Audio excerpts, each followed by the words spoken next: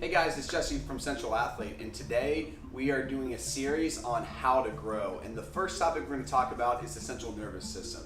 And the analogy that I want you guys to use and think about your central nervous system is a bright light bulb. And the brighter your light bulb can turn on, the greater the ability your central nervous system has.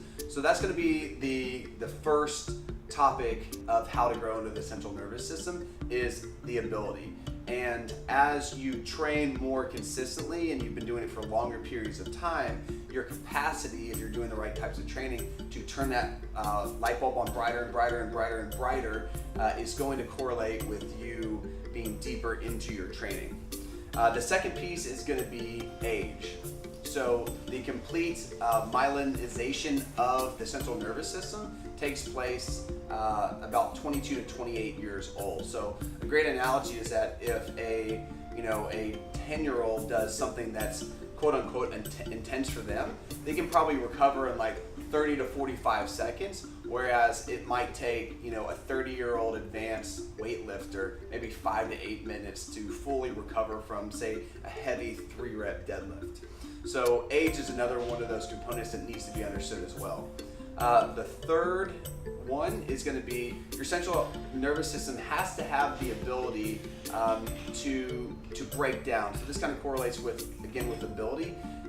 But the main point is that neural drive leads to anabolic drive. So again, just because you have the ability doesn't mean you're going to necessarily get it. You have to be using that ability. So you have to be doing things that require a very intense neural drive in order to create that anabolic drive, which is going to stimulate protein synthesis and the ability for you to grow muscle tissue.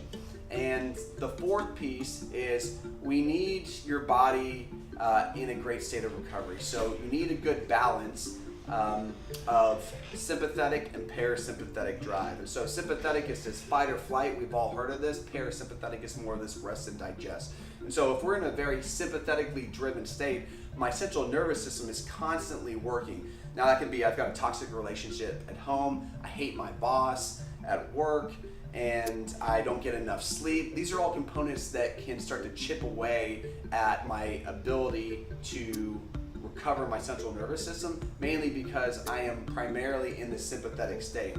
And it's good and healthy to have some degrees of sympathetic drive, some degrees of parasympathetic drive, but arguably it should be about a 60-40 split. We should be in a sympathetic state 60% of the time, and we should be in a rest and digest state about 40% of the time. And that should be when we're sleeping and when we're eating. So in order to have a fully restored central nervous system, you need to think about the balance of that. And so what we'll do here at Central Athlete is we'll assess people's central nervous system function and the level of recovery that they have from a neural standpoint. Some of our favorite tests are a grip dynamometer, where we would test somebody when they're theoretically fully fresh, see how many pounds of force that they can put via each arm, and then we will test that intermittently to see where they are in terms of recovery. The second piece is the Omega Wave. It's a piece of technology where we have an ECG strapped around the client's chest and then a direct current strapped to the forehead and then the dominant hand. And from there, we're able to get analytics on where the person is in terms of how recovered they are. So that's great for very data-driven people. But just some great subjective ones from a work capacity standpoint are if we tested somebody's peak wattage on the assault bike, usually it takes them about 6 to 8 seconds in order to hit that peak wattage. And then we would test that again, say this person's having a hard time growing. We would check in to see how fresh their central nervous system. So if they're able to hit 1800 watts the first time and then they're only able to hit 1500 watts the second time we test them, then we know that they're in a suboptimal state. And then the final one that we really like for people that are competent lifters and have a higher training age is a 2-rep max jerk from blocks. Is another really, really great test to check in on the central nervous system. So I hope you found this stuff useful, guys, and if you take this advice, you guys are going to learn how to be big beasts.